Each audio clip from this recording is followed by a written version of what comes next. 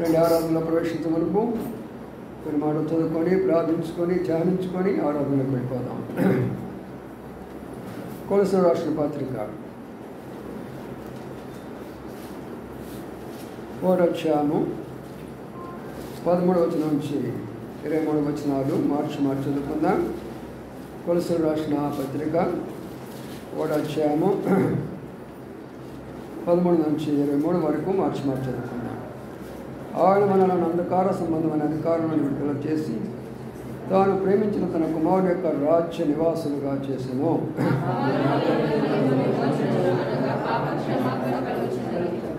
ఆయన అదృష్ట దేవుని స్వరూపి అయి సర్వసృష్టికి ఆది సంబుద్ధుడై ఉన్నాడు.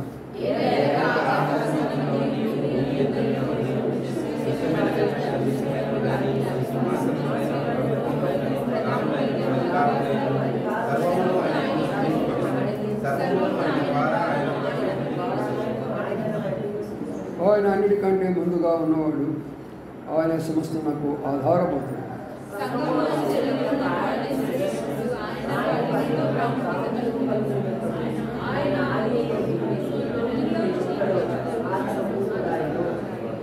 ఆయన యందు సర్వసంపూర్ణ నశింపవలనని ఆయన శిలువ రక్త చేత సంధి చేసి ఆయన ద్వారా సమస్తమును భూలోకమందన్నను పరలోకమందన్నను వాటన్నిటినీ ఆయన ద్వారా తనతో సమాధానపరచుకోనని తండ్రి అభిష్టమాయను.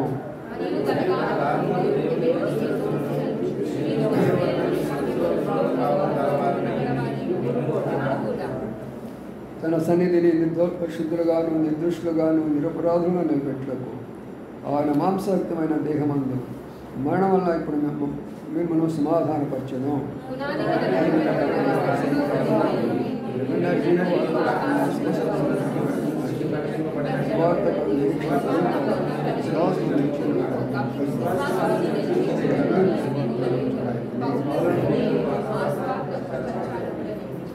ఉచితమైనటువంటి లేఖన భాగములను దీవించి ఆశ్రయించిన కాక ప్రార్థన చేసుకుందాం. ప్రేమల మా పరలోక తండ్రి, నమ్మకమైన మా దేవానికి నమస్కారాలు చెల్లించుకుంటున్నాం. ఉదయకాల సమయంలో ప్రభా అనే యొక్క లేఖన భాగాలు మేము చదువుకున్నాం. దాసును అభిషేకించి కొన్ని నిమిషాలు మీరు మాతో మాట్లాడుతూ రండి, మమ్మల్ని బలపరుస్తూ రండి, ఆరాధన కొరకు మమ్మల్ని సిద్ధపరుస్తూ రండి. మీరు ఏమై ఉన్నారో మేము తెలుసుకోవడానికి సహాయపడండి. వచ్చిన ఏ ఒక్కరు కూడా ఖాళీ పడకుండా ప్రతి ఒక్కరు కూడా వారి భాగాలు పొంది ఆరాధించడానికి సహాయం చేయమని వేడుకుంటాం. అందుకాల శక్తులమైన ఆపడ బంధిస్తాం. యేసయ్య పరిశుద్ధ నామమున స్తుతించి ప్రార్థించి కనపరిచి వచ్చినాము తండ్రి, ఆమేన్. ఇక్కడ మనము చదివినటువంటి మాటలు గుర్తించుకొని ఆరాధన కొరకై ఆది సంభూతుడై ఉన్నాడు అనే మాట. ఆది అంటే ప్రారంభము అని అర్థం. కాబట్టి ప్రారంభం లేక మొదటి లేక ఆది, దీనిని హెబ్రీ భాషలో మనం చెప్పుకోవాలంటే అల్ఫా ఒమేగా అంటారు. అంటే మొదటివాడును కడపటివాడును అంటారు. కాబట్టి 2024వ సంవత్సరము కడపడగా ముగించిపోయింది. 2020 సంవత్సరం ప్రారంభం ఇప్పుడు ప్రారంభించారు. కాబట్టి ఈ దినాన మన ప్రభువును ఆది దేవుడుగానే చూడాలి, ఆయన ప్రారంభికుడుగానే చూడాలి. కాబట్టి సంవత్సరము ఆయన ద్వారానే మనం ప్రారంభించాలి. మనం ప్రారంభించుకునే దానికంటే కూడా ఆయన ప్రారంభించినట్లయితే అది కొనసాగుతూ ఉంటున్నది. అందుకని మన దేవుడికి ఇక్కడ ఏం పేరు ఇవ్వబడిందంటే ఆయన ఆది సంభూతుడు అనే మాట కనబడుతున్నది. కాబట్టి ప్రియులారా, ఆది సంభూతుడు అయినటువంటి దేవుడు. అందుకని అక్కడ ఏం రాయబడిందంటే ఈ భూలోకంలో ఉన్న సమస్తాన్ని కూడా ఆయనే సృష్టించాడు అనే మాట మనం చదువుకుంటూ వచ్చాడు. అవి దృశ్యమైనను అదృశ్యమైనను, సింహాసములైనను ప్రభుత్వాలైనను, ప్రధానులైనను అధికారములైనను సర్వము ఆయన యందు సృజించబడెను అనే మాట కనబడుతుంది. కాబట్టి ఆయన ఒక సృష్టికర్తగా కనబడుతుంటున్నాడు. కానీ మనం ఈరోజు మొట్టమొదటిగా ప్రభువా ఈ సర్వలోకాన్ని మేము చూస్తున్నామంటే మీరే కదా సృష్టికర్త. పక్షులకైనా పశువులకైనా జంతువులకైనా మీరే కదా సృష్టికర్త. లేకపోతే వృక్షాలకైనా చేపలకైనా రాకు పురుగులకైనా మీరే కదా సృష్టికర్త. లేకపోతే సూర్యచంద్ర నక్షత్రాలు మరి ఆకాశం ఉన్నటువంటి గ్రహాలు వీటన్నిటికీ మీరే కదా సృష్టికర్త. అదే సమయంలో మానవులైనటువంటి మాకు కూడా మీరే కదా సృష్టికర్త. కాబట్టి మీరు మమ్మల్ని సృష్టించిన దానిని బట్టి మొదటిగా మీకు కృతజ్ఞతాస్తులు చెల్లిస్తున్నామయ్యా. మానవులైనటువంటి మమ్మల్ని మీరు సృష్టించారు, ఆ మానవుల్లో నన్ను కూడా కనుక చేర్చారు, అందును బట్టి నీకు వందనాలు స్తోత్రాలని మొట్టమొదటిగా ఆది దేవుడైనటువంటి యెహోవా దేవునిని మనం ఆరాధించవలసిన వారిగా కనబడుతూ ఉంటున్నాం. కాబట్టి ప్రియమైన సోదరీ సోదరులారా, ఆయన సృష్టికర్తగా, ఆదిలో సృష్టికర్తగా కనబడుతున్నాడు. ఈ ప్రపంచం అంతా కూడా ఆయన ద్వారానే వచ్చింది. ఈ ప్రపంచంలో ఉన్న సర్వ వస్తువులన్నీ ఆయన ద్వారా వచ్చినాయి. ఈ ప్రపంచంలో ఉన్న సర్వ అధికారాలన్నీ ఆయన ద్వారానే వచ్చినాయి. ఈ ప్రపంచంలో ఉన్నటువంటి సర్వ మానవాళి ఈనాడు ఏదైతే అనుభవిస్తున్నారో అదంతా కూడా ఆయన ద్వారా మాత్రమే వచ్చింది. అందుకనే మనం జ్ఞాపకం చేసుకునే మాట ఏంటంటే, ఆది సంభూతుడు ఆయన మొట్టమొదటివాడు. ప్రపంచానికి పుట్టుక ముందు, పరలోకానికి ముందు కూడా ఆయనే ఆది సంభూతుడుగా చూస్తున్నాం. అందుకనే సంవత్సరంలో 2025 మొదటి ఆదివారమును మనం ఆరాధించే మనకు ఆయనను ఎలాగా చూడాలి అంటే ఆది సంభూతుడిగా చూడాలి. అందుకంటున్నాడు. యెషయా గ్రంథంలోకి వెళితే మరొక మాట మనం అక్కడ జ్ఞాపకం చేసుకుందాం. యెషయా గ్రంథంలో మనం చూసినట్లయితే ప్రభు ఏమంటున్నాడో చూద్దామండి. అక్కడ 44వ అధ్యాయంలో అక్కడ ఒక మాటను మనం చదువుకుందాం. 7వ వచనంలో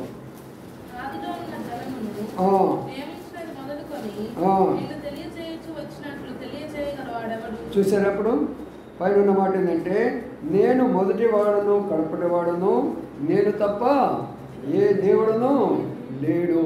కాబట్టి ఇప్పుడు లోకములో ఎంతమంది దేవుళ్ళు ఉన్నప్పటికీ కూడా దేవుడు ఇక్కడ ఏం చెప్తున్నాడంటే, అవన్నీ కూడా మానవులుగా మీరు చేసుకున్నటువంటి దేవుళ్ళే, కానీ ఆదిలో ఉన్నటువంటి దేవుడును నేను మాత్రమే.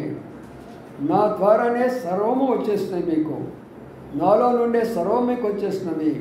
అందుకనే ప్రియమైన సోదరులారా, ఇప్పుడు ఆయన ఏం చెప్తున్నాడంటే, చక్కని మాట ఏం ఉపయోగించాడంటే, జనమును నియమించిన మొదలుకొని నేను నీకు తెలియచేసి వచ్చినట్లు తెలియజేయగలవాడేవాడు.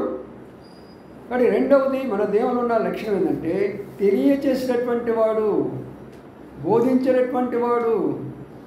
మనం ఒకప్పుడు మనకి తెలియదు ఆకాశం ఎలాగొచ్చిందో, సూర్యుడు చంద్రుడు నక్షత్రాలు ఎలాగొచ్చినాయో, మానవులు ఎలాగా పుట్టారో మనకేది తెలియదు. అందుకనే యోహాను సువార్త 1వ అధ్యాయంలో ఉన్న మాట ప్రకారము ఆదియందు వాక్యం ఉండెను, ఆ వాక్యం ద్వారా మనకు తెలియచేస్తూ వచ్చాడు. అందుకని ఆది అనేటటువంటి ఆది సంభూతంలో ఉన్నటువంటి మరొక లక్షణం ఏంటంటే, ఆయన మనకు తెలియచేస్తూ వచ్చాడు. ఏమేమి తెలియచేస్తూ వచ్చాడు?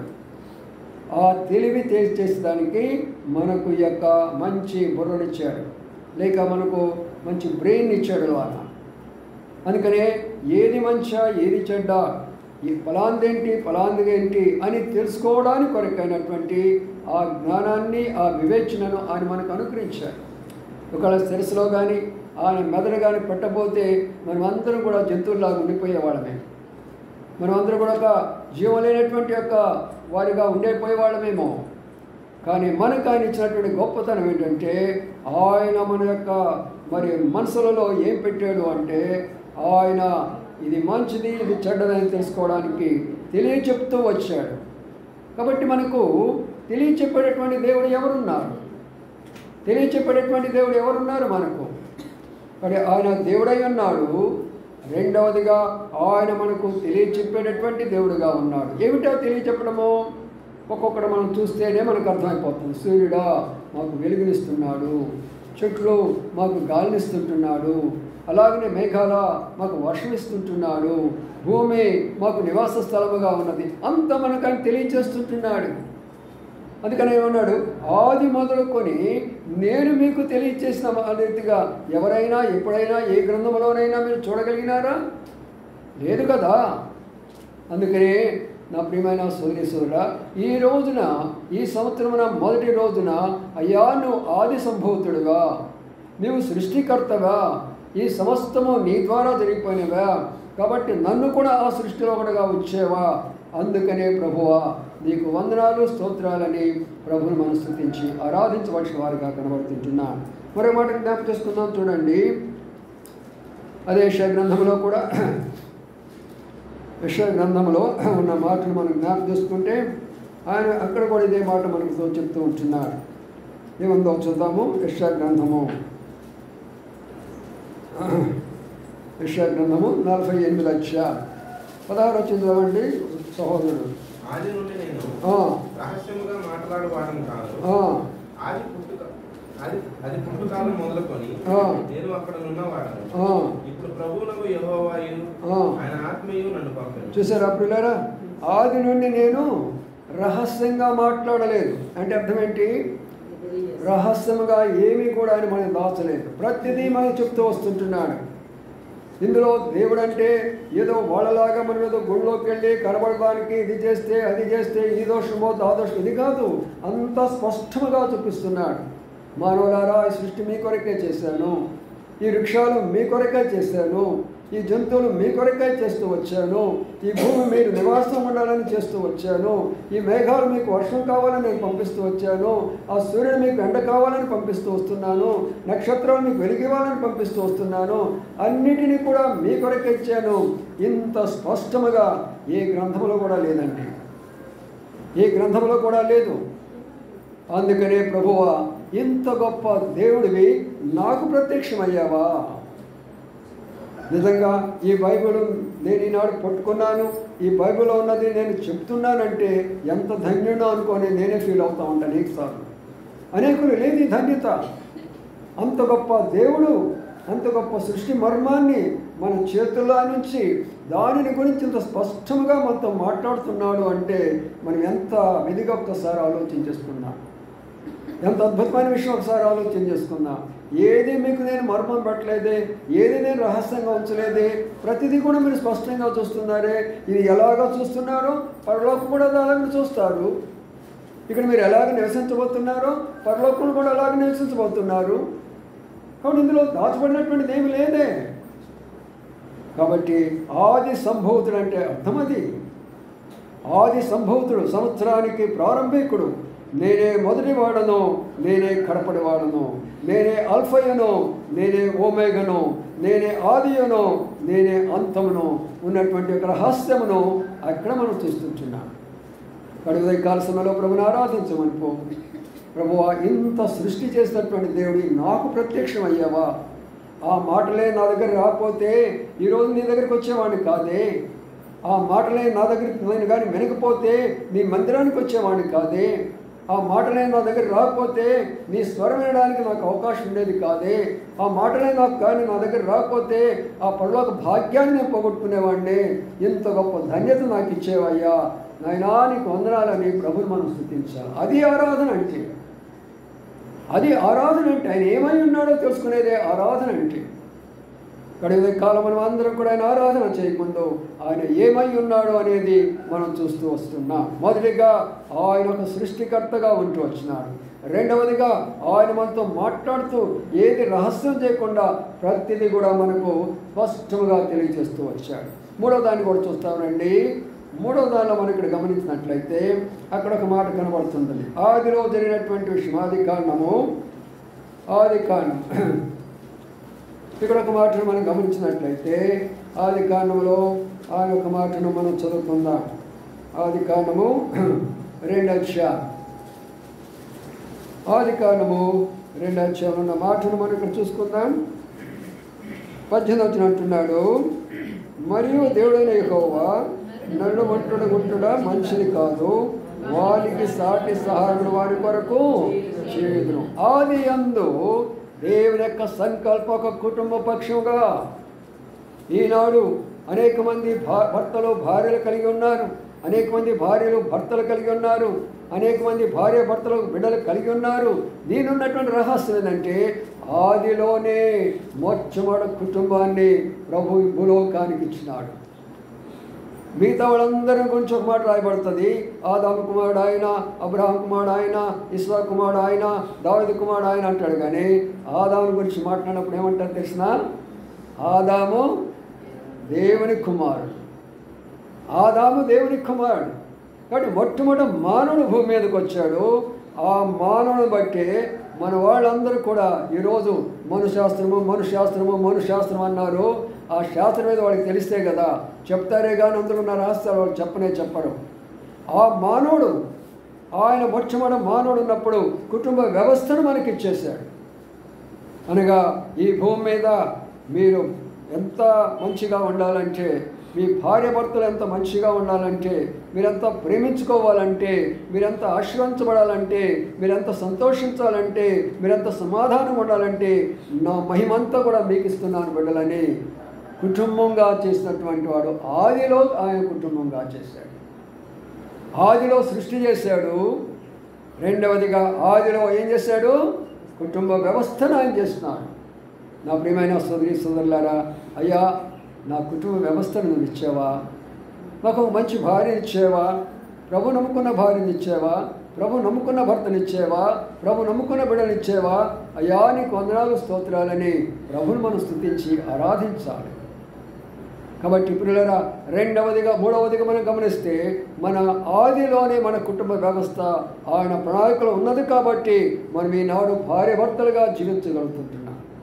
చాలామంది అనుకుంటారు మరి ఆ అమ్మాయిని చేసుకోవాలనుకున్నాను, నేను చేసుకోలేకపోయినాను, ఈ అబ్బాయిని చేసుకోవాలనుకున్నాను, చేసుకోలేకపోయినాను అని చాలా సందర్భాల్లో బాధపడుతూ ఉంటారు. అది సహజంగా ఉన్నటువంటి మాటే. ఎందుకంటే అది మానవ యొక్క సహజంగా వస్తుంది. అది ఒక రహస్యం ఏం తెలిసిన, ఏ యొక్క ఎముక రెండు దేనిలో నుంచి తీయబడ్డాయో ఆ ఎముకలు చూసినప్పుడు అవి రెండు ఒకటైపోతాయి. ఎన్ని ఆటంకాలు పెట్టినా వాటిని ఎవరు ఆఫ్ చేయలేరు. ఈ సత్యాన్ని నేర్చుకోనండి. ఒక ఎముకను తీసి ఇంకొక స్థలంలో పెడతాడు ప్రభు. ఆ ఎముక ఈ ఎముకను చూసినప్పుడు ఈ ఎముక ఆ ఎముక అయిపోయినప్పుడు వారిద్దరు ఒకటిగా చేయబడతారు. మనం ఎన్ని ప్రయత్నాలు చేసినా అన్ని వ్యర్థమైపోతాయి. మనం ఎన్ని రకాలైనటువంటి యొక్క సొంతగా ప్రేమ పెళ్ళిళ్ళు చేసుకున్నా వ్యర్థమైపోతూ ఉంటాయి. ఎవరి ఇష్టానుసారం వాళ్ళు చేసుకున్నా కూడా వ్యర్థమైపోతూ ఉంటాయి. అందుకని ఆదాము ఏమన్నాడు? ఇది నా ఎముకలలో ఒక ఎముక, నా మాంసంలో. అప్పుడు ఎలాగుంటుందండి? నీ ఎముకను ఎరగొట్టుకుంటావా? నీ శరీరాన్ని పీకి అవతల పడేసుకుంటావా? అందుకని భార్య భర్తలకు ప్రేమ లేకపోవడానికి కారణం అది. భార్య భర్తలు విడిపోవడానికి కారణం అది. నీ శరీరం కానటువంటిది నీకు శరీరం అయిపోయింది, నీ ఎముక కానటువంటిది నీకు ఎముక అయిపోయింది. అందువలన నానావస్థలు పడుతుంటున్నారు. ప్రియమైన సోదరి సోదరులారా, ప్రభు యొక్క ఏర్పాటు ప్రకారం ఆదిలోనే ఆయన అద్భుతమైనటువంటి యొక్క ప్రణాళిక తయారు చేస్తూ వచ్చారు. అయితే ఈ కుటుంబం చాలా నష్టపడిపోయింది. అందువలన మూడో ప్రణాళికను చూసుకొని మనం ఆరాధనకు వెళ్ళిపోదాం. రండి ఇప్పుడు కొలసీల రాసిన పత్రికలోకి వద్దాం. కొలసీల రాసిన పత్రికలో ఇక్కడ ఒక మాట మనం జ్ఞాపకం చేసుకుందాం. ప్రభు యొక్క ఆదిలో ఉన్నటువంటి మూడో ప్రణాళిక ఏమిటనేది ఇక్కడ మనం చూసుకుందాం. జాగ్రత్తగా వినండి. కొలసీల రాసిన పత్రిక 3వ అధ్యాయంలో మనం చూస్తూ వచ్చాం. 3వ అధ్యాయంలో 19వ వచనం. ఆయన శిలువ రక్తము చేత సంధి చేసి లేదు 19.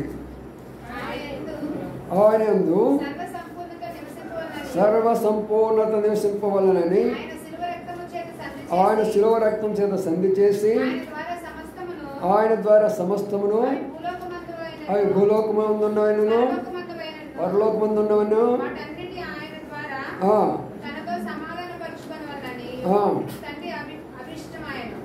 తర్వాత 16వ వచనం చూడండి.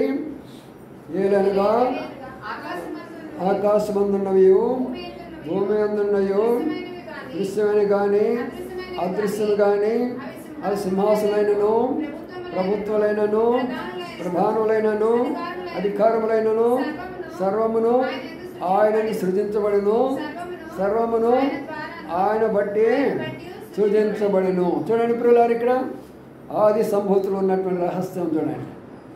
ఇందులో ఒక రహస్యం మీకు చెప్తాను. మన వాళ్ళు భగవద్గీతని రాస్తారు. ఆ భగవద్గీత రాస్తూ ఆయన అర్జునుడు అంటాడు, నేను యుద్ధం చేయలేని వాళ్ళతోటి అధర్మ యుద్ధాన్ని నేను ఎలాగ చేయగలను? వాళ్ళందరూ అవతల నిలబడుతున్నారు, వాళ్ళు ఏం తప్పు చేస్తున్నారు? వాళ్ళంతా నాకు చిన్నాన్లు పెద్దాన్లు, వాళ్ళు గురువు లాంటి వాళ్ళు పెద్దవాళ్ళు, వాళ్ళతో నేను యుద్ధం చేయలేను అన్నప్పుడు కృష్ణుడు విశ్వస్వరూపం చూపిస్తాడు. చూపించి అందులో ఏం చూపిస్తాడు తెలుసా? చూడు, సర్వము నాలోనే ఉన్నాయి, సర్వము నాలోనే ఉన్నాయని అన్నీ చూపిస్తాడు. చూడండి ఎంత బాగుంది ఇక్కడ. సర్వము ఆయనలోనే, ఆయన ద్వారానే. ఈ యొక్క బైబిల్ గ్రంథం ప్రపంచంలో మొదలుగా ముద్రించబడిన గ్రంథం. మిగతా ఎన్ని గ్రంథాలు వచ్చినా కూడా ఈ గ్రంథం తర్వాత కానీ అంతకుముందు లేనే లేవు ప్రియులారా. వారు ఏదో చెప్పుకుంటారు వారి యొక్క ఆధారాల కొరకు, మా గ్రంథం ముందు, మా గ్రంథం ఉందని. బైబిల్ ప్రింట్ అయింది మొట్టమొదటిగానే, ప్రపంచంలో మొదటి గ్రంథమే బైబిల్ గ్రంథం. దీని తర్వాతనే ఏవైనా కూడా ప్రింట్ అయినాయి. ఏ బుక్ అయినా సరే ఏదైనా దీని తర్వాత ప్రింట్ అయిపోతూ వచ్చినాయి. అంతకుముందు కొన్ని వీటి మీద రాస్తూ వచ్చారు. అది కూడా మరి పాత నిబంధన కాలంలో తోర అంటారు, వారు ఒక చర్మాల మీద రాస్తూ వచ్చేవాళ్ళు. అది కాబట్టి ఇప్పుడు ఆదిలో జరిగినటువంటి విషయం ఏంటంటే పెద్ద సంకల్పం. ఇది చాలా అద్భుతమైన సంకల్పం. మూడవ సంకల్పంలో చెప్తున్నాను. ఆయన ఆది సంభూతులు అనటానికి మూడవ సంకల్పం ఏంటంటే, పరలోకంలో ఉన్నటువంటి దేవదూతలు భూలోకంలో ఉన్నటువంటి వాళ్ళందరూ కూడా ఏకముగా చేసి వీళ్ళందరినీ పరలోక రాజ్యంలో ఉండాలి అంటే నేనేమి చేయాలని ఒకటి ఆలోచన చేశాడు. అందుకనే ఈ ఆది సంభూతులైనటువంటి దేవుని యొక్క గొప్పతనం ఏంటంటే, ఈ భూలోకము చూసినప్పుడు భూలోకములో మంచితనము లేదు. భూలోకం అంతా కూడా చెడిపోయినది.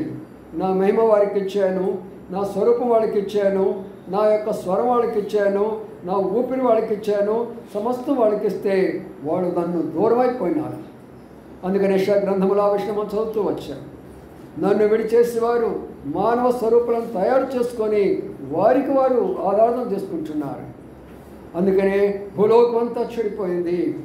మరి భూలోకాన్ని మరి బాగు చేసి నేను తీసుకురావాలా అనే సంకల్పంతోనే ప్రభు ఏం చేస్తున్నాడు? ఇప్పుడు ఆది యందు వాక్యం ఉండను, వాక్యము దేవుని యొద్ద ఉండను, వాక్యము దేవుడు ఉండను, ఆ వాక్యము నరరూపధారి అయి మన మధ్యలో నివసించాను. అందుకని ప్రియమైన సోదరి సోదర, ఆ దేవుడే సాక్షాత్తుగా భూలోకానికి రావాల్సినటువంటి ప్రణాళిక ఆదిలోనే ఉన్నది. అందుకంటారు మరి మనం అనుకుంటాం చాలాసార్లు, మరి దేవుని యొక్క ప్రణాళిక నా విషయంలో ఇప్పుడు అనుకుంటున్నారేమో. బైబిల్ గ్రంథం ఏమో తెలుసా? తల్లి గర్భములో రూపింపబడక మునిపే నేను నిన్ను ఎరిగి ఉన్నాను. ప్రతి ఒక్కరి ఇక్కడ కూర్చున్న ప్రతి ఒక్కరు కూడా తల్లి గర్భంలోనూ పుట్టక మునిపే ఆయన నిన్ను ఎరిగాడు కాబట్టి ఆయన దగ్గరికి నేను నడిపించుకున్నాడు. చాలామంది తెలియదు సత్యము. ఆయన మనం ముందుగానే ఎరిగాడు. మనం ఏం చేయాలని కోరుకుంటామో అందుకనే ఫెయిల్ అయిపోతూ వస్తాం. ఒకరేమో డాక్టర్ కావాలనుకుంటారు, ఫెయిల్ అయిపోతూ ఉంటారు. నేనైతే మొట్టమొదటిగా లెక్చర్ కాకమునుపు నేను డాక్టర్ కావాలనుకునేవాడిని. అయితే ఒకరోజు నేను చేస్తానంటే గవర్నమెంట్ హాస్పిటల్కి వెళ్ళాను. గవర్నమెంట్ హాస్పిటల్కి వెళ్తే శవాలు మోసుకొని వస్తున్నారు వాళ్ళు. ఆ అమ్మాయికి నేను తట్టుకోలేకపోయినా శవాలు చూసి పరిగెట్టుకుంటూ వచ్చేసేసాను. నాకొద్దు డాక్టర్ వద్దు, నేను దాన్ని చదవను అన్నా. చూసారా, మన ప్రణాళికలు అలాగా ఉంటాయి. దేవుడు ఏదైతే నిర్ణయించినాడో ఆ ప్రకారమే జరుగుతుంది ప్రియులారా. అందుకని మన అందరి కొరకై ఆయన ఏర్పాటు చేసిందంటే, నేనే స్వయంగా భూలోకానికి పెడతాను, వాళ్ళ కొరకై నా ప్రాణాన్ని అప్పగిస్తాను, వాళ్ళ కొరకు నా రక్తాన్ని చిందిస్తాను, వారు నా కుమారులుగా నా కుమార్తెలుగా ఐక్యతగా చేసుకునే పర్యంతము నేను మౌనంగా ఉండను అని ఆది సంభూతులైనటువంటి దేవుడు భూలోకానికి రావాల్సిన అవసరత ఏర్పడింది. అందుకని ఈనాడు మనమందరము కూడా ఏమైపోయినాము? పరలోకంలో ఉన్న దేవదూతలతో సమానంగా చేయబడ్డాము. ఎలాగ చేయబడ్డాము? ఆ మాటలు కూడా చూడండి. 22 వచ్చిన ఏముందో 22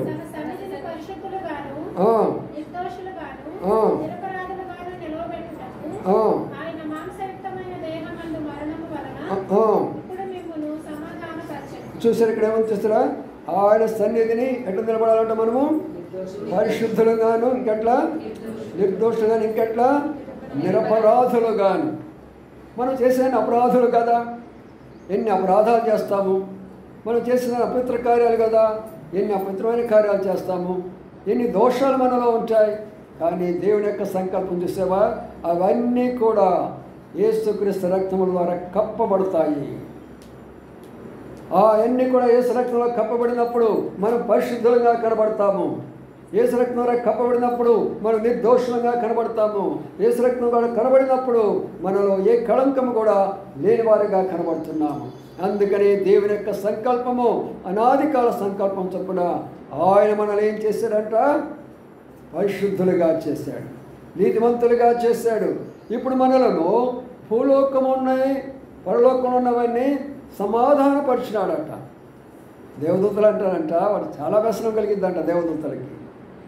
ఏమయ్యా, మీ దగ్గర నుండి రాత్రి మొగులు మేము మీకు ఇది సేవ చేస్తూ ఉంటాము, ఆరాధన చేస్తూ ఉంటాము, ఎన్నో చేస్తూ ఉంటే ఆ పత్రమైపోయినటువంటి మానవుడు, అబద్ధాలు చెప్పేటటువంటి వాడు, మోసాలు చేసేవాడు, వాడిని ఎందుకయ్యా నువ్వు ఎంత ప్రేమిస్తున్నావు?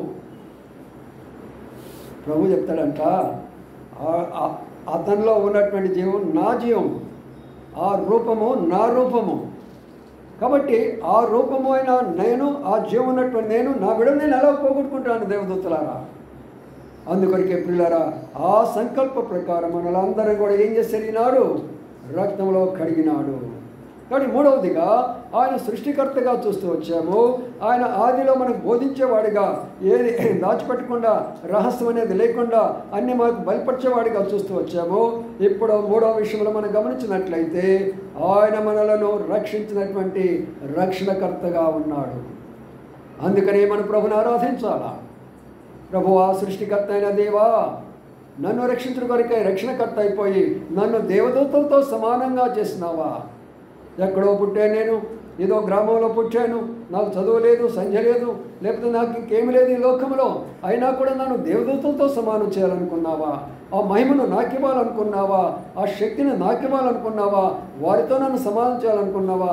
ఇంత గొప్ప ప్రణాళిక కొరకు ఏమి ఇవ్వగలను ప్రభువా? అది ఆరాధన అంటే, అది ప్రభువును స్తుతించడం అంటే. ఆయన ఏం చేస్తారో మనకు తెలియకపోతే ఎలాగో స్తుతిస్తాం పిల్లారా? ఆఖరి మాట చదువుదామా? అక్కడ చూద్దాం. 18 వచ్చిన అందరం కలిసి చదువుకుందాం. 18. సంఘమును శరీరమునకు ఆయన శిరస్సు, ఆయన అన్నిటిలో ప్రాముఖ్యమైన ఆయన ఆది నుండి మృతుల్లో నుండి లేచడంలో ఆది సంభూతుడాయను. కాబట్టి ఇప్పుడు అర్థం చేసుకోనండి, మృతుల్లో నుండి లేచడంలో ఆది సంభూతుడైనంట. అంటే ఎవరైనా అడిగితే మీ దేవుడు ఏంటయ్యా అంటే ఏం చెప్పగలం మనం? మీ దేవుడు ఏంటంటే మనం ఏం చెప్పగలం? చేసినా ఈ మాట చెప్పగలం మనం, నేను నమ్మినటువంటి దేవుడు నా కొరకు ఇంత ప్రణాళిక తయారు చేయటమే కాకుండా, ఆయన చనిపోవటమే కాకుండా లేచాడయ్యా బాబు, లేచాడు. పులివెందల ప్రాంతంలో సామ్యుల్ రెడ్డి గారు అని ఒక ఆయన ఉన్నాడు, ఇంకొక ఆయన రెడ్డి గారు అక్కడ ప్రభు నమ్ముకున్న ఆయన ఉన్నాడు. ఈయన ప్రభు నమ్ముకున్న తర్వాత ఎన్ని కష్టాలు పడ్డాడో, ఎన్ని బాధలు పడ్డాడో ఇప్పుడు సమయంలో చెప్పేదానికి ఇంటిలోని చెలగొట్టేసేసారు వాళ్ళు. తల్లిదండ్రులు నానా బాధలు పెట్టారు, నానా హింసలు పెట్టారు, ఎన్నో రకాలు చేస్తూ వచ్చారు. అయితే ఒక రోజున మరి ఆయన వెళ్ళి అక్కడ ఇంకో రెడ్డి గారు ప్రభు నమ్ముకొని దేవుని సేవ చేస్తే ఆయన దగ్గరికి పోయినాడంట. సేవ చేస్తాను, నేను కూడా నీతో కూడా సేవ చేస్తాను, నేను యమనస్తుడిగా. వీళ్ళిద్దరు కలిసి సేవ చేసుకొని వస్తూ ఉన్నప్పుడు, దారిలో వస్తూ ఉంటున్నప్పుడు మార్గ మధ్యలో ఈయనతో పాటు ఉన్నటువంటి ఒక ఆయన వస్తున్నటువంటి ఆయనను పాము కాటేసేసింది. ఏమేసింది? పాము ఏం చేసింది? వాళ్ళిద్దరే ఉన్నారు పాపం అరణ్య ప్రాంతంలో. చాలా భయంకరమైనటువంటి పాము, అది కూడా విషభేదము. వెంటనే నురుగులు కక్కుంటూ పడిపోయినాడు. అప్పుడు ఈయన ప్రార్థన చేస్తున్నాడు. పులివెందులో జరిగే సంఘటన ఇది. ఈయన ప్రార్థన చేస్తున్నాడు, అయ్యా మేము విగ్రహాన్ని విడిచిపెట్టి మిమ్మల్ని నమ్ముకొని వచ్చాము, ఇలాగొచ్చిన తర్వాత ఏంటి ఇలాగ జరిగింది? మేము మీ కొరకై కాలినడకనే స్వార్థ చేస్తూ వస్తూ ఉంటే పామమ్మ చంపడం ఏంటయ్యా అని చెప్పేసి, ఎవరు లేరయ్యా అని చెప్పేసి ఆ యొక్క అరణ్యంలోనే ఆయన దగ్గర మోకాళ్ళుని ప్రార్థన చేశాడు. దేవుడు అద్భుతమైన కార్యం చేశాడు. ఆయన చనిపోవాలా, బ్రతికాడు. ఎంత ఆశ్చర్యకరమైనటువంటి దేవుడు మన దేవుడు, ఎంత అద్భుతకరమైనటువంటి దేవుడు మన దేవుడు. తెలుసుకోవాలా మనం నమ్మినటువంటి దేవుడిని. అందుకని ఏమంటున్నాడంటే, సంఘానికైనా శిరస్సు అయిపోయి ఉన్నాడు. ఈనాడు ఆ సంఘంలో నువ్వు చేరలేదా? ఆయన రక్తంలో కడగబడినటువంటి సంఘంలో నీవు ఉన్నావు కదా. ఆయన శిరసాధిపత్యం కింద మనం ఉన్నాము కదా. ఆ శక్తి కలిగినటువంటి అధికారం కింద మనం ఉన్నాం కదా.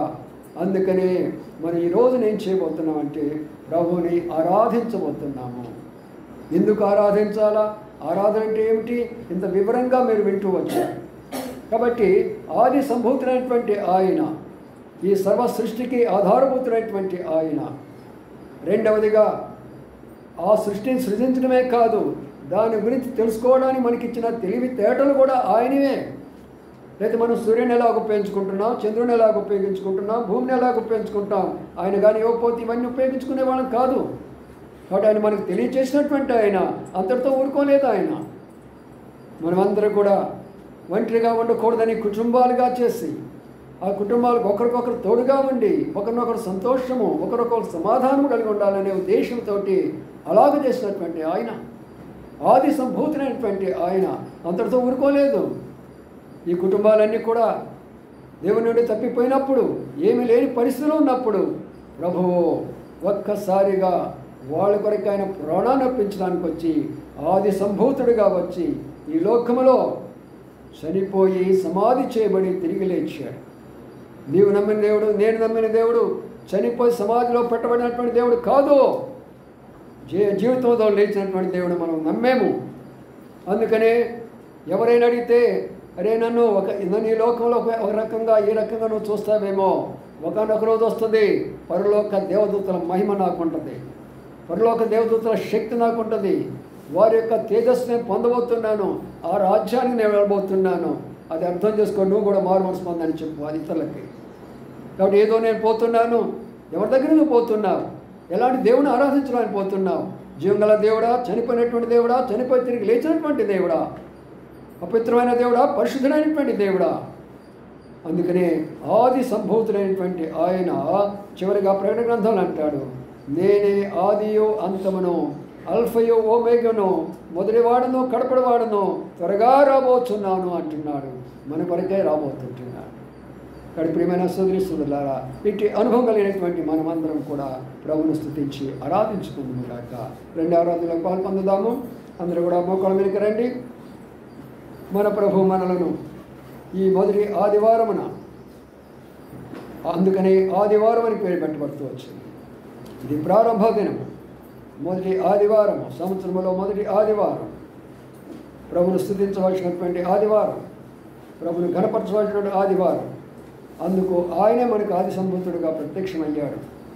ఒక సృష్టికర్తగాను, మనకు మంచి బోధించిన బోధకుడుగాను, సమస్తాన్ని తెలియజేసినటువంటి తండ్రిగాను, మన కొరకై రక్షణకర్తగాను, సంఘానికి శిరస్సుగాను, చనిపోయి తిరిగి లేచిన దేవుడిగా రూపించుకున్నటువంటి ఆయన నిన్ను నన్ను కూడా పరలోకానికి భూలోకంలో ఉన్న వారందరూ ఏకం చేసిన వారిలో పెట్టిన దాన్ని బట్టి ప్రభుని స్తుతించి ఆరాధించుదాము కాక.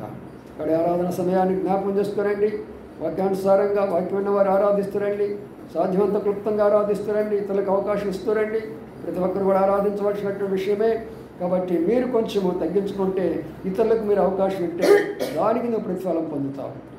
లేక దొరికిందని నువ్వు అరగంట ఆరాధన చేస్తావంటే అవతల 3-4 ఆరాధన తీసుకున్నవాడు అవుతావు. అందుకని క్లుప్తంగా ఉంచండి. మొదటిగా సండే స్కూల్ టీచర్ ఆరాధించి వెళ్ళిపోతాడు. సండే స్కూల్కి వెళ్ళండి. ఆ తర్వాత ఒక సహోదరుడు, 2 సహోదరుల లెక్కన ఆరాధన జరుపుకుందాం. ఆరాధించదా నిన్ను మది పొగడెదా, నిరతము నిన్ను స్తుతించెదను.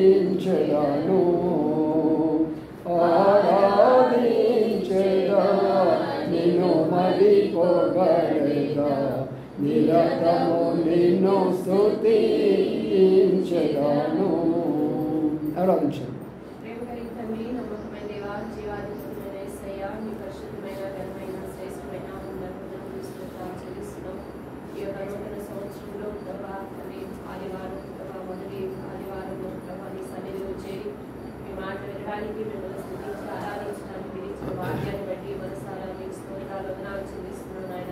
ఆది సంభూతుడుగా ప్రభా నాయన మీరు మాకున్న దానిని బట్టి స్తోత్రాలు చెల్లిస్తున్నాం.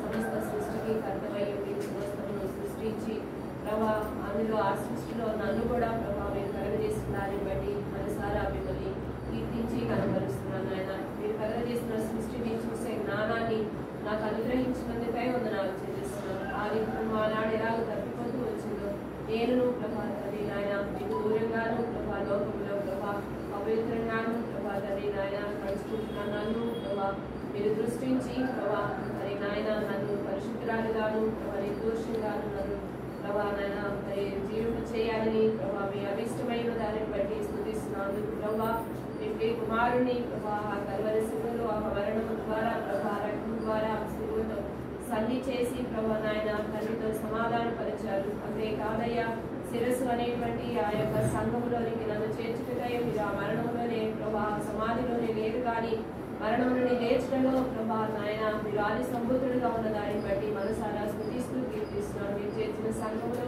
ప్రభా నాతో మాట్లాడుతూ ప్రభా నాయన మీ దాసుని నాకు అనుగ్రహించినందుకై మనసారా మీ స్తోత్రాలు చెల్లించుకుంటూ మీ ఆది సంబుద్ధుడైన దేవుని ఆ పరిశుద్ధ దూతలతో కలిసి ప్రభా ఆరాధించే గొప్ప భాగ్యము నాయన అల్పురాలను ప్రభా ఎందుకు పనికిరానటువంటి నాకు మీరు అనుగ్రహించినందుకు నేనేమి చెల్లించగలనయ్యా. విరిగి నా హృదయంతో మీ కొద్ది స్తుతి ఆరాధన మీ బంగారు పాదలను సమర్పిస్తున్నాను. పరలోకపు తండ్రి. మహోన్నతమైన తండ్రి, మహాపరిశుద్ధుడైన దేవానికి వందనములు. ఉన్నత స్థలములో అత్యున్నత సింహాసనంపై ఆశీర్వైన దేవానికి వందనములు. తండ్రి కుమార పరిశుద్ధాత్మ ఏక దేవానికి వందనములు. ప్రభా మీ జీవిత మాటలు వింటూ నేను ఆత్మతో సత్యంగా ఆరాధించినప్పుడు నాకు ఇచ్చిన యొక్క సమయాన్ని బట్టి మందిరంలో నన్ను ప్రవేశం కలిగించిన విధానం బట్టి స్తోత్రం చెల్లిస్తున్నాను. ప్రభా దేవా, నీవు సృష్టికర్తలు సర్వమును చేసిన వారు ప్రభా, నన్ను సృజించిన దేవుడిని కలిగి నాయన నీకు ఎన్నో స్తోత్రం. నీవు లేనిది ఏది కలిగి లేకుండా లేదు ప్రభా. సర్వముకు తండ్రి నాయన కారణభూతుడు ఎన్నో స్తోత్రం. ఎన్నో గొప్ప విషయాలే కాదు కానీ నా స్థితిని నా గతిని ప్రభా, లోకమును విగ్రహారాధనను మరి అనేకమైన విషయాలను నీ ఆజ్ఞలను ప్రభా, నీ కట్టడాలను తండ్రి నాయన నీవు ఏమని ఉన్నావు అనేటువంటి విషయాలను ఇటువంటి వాటిని ఆయన నీవు నాకు అన్నింటినీ కూడా ప్రభావ మరుగుపరిచిన దేవుడుగా ఉన్నావు. ఏది కూడా రహస్యంగా ఉంచిన దేవుడుగా నీవు లేవు ప్రభా. నిజంగా నీవే నాకు కనుక బయలుపరచుకోకపోతే ప్రభా నాయన, నీవే కనుక తండ్రి నాయన నాకు తండ్రి ఈ విషయాల పట్ల నాయన నీవు నాకు మరుగుపరచకుండా దాచిపెట్టి ఉన్నట్లయితే నేను ఈరోజు రక్షించుకునేవాడిని కాదు కదా ప్రభా. తండ్రి నాయన నా కొరకు సమస్తమును ప్రభా తెలియజేసిన దేవుడిగా ఉన్నందుకు నీకు వందనాలు ఇస్తున్నాను. చీకట్లో ఉన్నప్పుడు పాపంలో ఉన్నప్పుడు వెలుగులోనికి తీసుకొచ్చి తండ్రి నాయన పాపంలో ఒప్పింపు చేసి ప్రభా నేను రక్షణ పొందేటువంటి భాగ్యం ఇచ్చి ఉన్నావు తండ్రి. నీకు వందనాలు తండ్రి. నా రక్షణకు కారణం నా దేవానికి స్తోత్రాలు చెల్లిస్తున్నాను ప్రభా. నా కొరకు ప్రాణం పెట్టి నా కొరకు రక్తం కార్చి నా కొరకు తిరిగి రానయ్యి ఉన్నానని నిరీక్షణతో జీవించమని నాయన నీవు ఇచ్చిన ఆ గొప్ప నిరీక్షణ బట్టే నేను స్తుతిస్తున్నాను, కనపరుస్తున్నాను ప్రభా. దేవా, నీవు తండ్రి నాకు నాయన నేను ఏదన్నా ఈ లోకంలో పొందుకున్నాను అంటే ప్రభా నాయన పరిశుద్ధుడైన దేవుడికి కుమారునిగా నాయన నేను అయ్యా ఉండి ఉన్నాననేటువంటి గొప్ప అయ్యా ఆ నీతిని ఆ యొక్క సత్యమును ప్రభా నాయన అయ్యా ఇతరులతో నాయన నేను ధైర్యంగా చెప్పుకునేటువంటి ఆధిక్యతను నాకు ఇచ్చి ఉన్నందుకు నీకు నీ బిడ్డగా అంగీకరించినందుకు నీకు స్తోత్రములు. అయ్యా మృతుల్లో నుంచి లేచి ఉన్న దేవుడిగా నీవు ఉన్నావు, మృత్యుంజయుడిగా నీవు ఉన్నావు ప్రభా.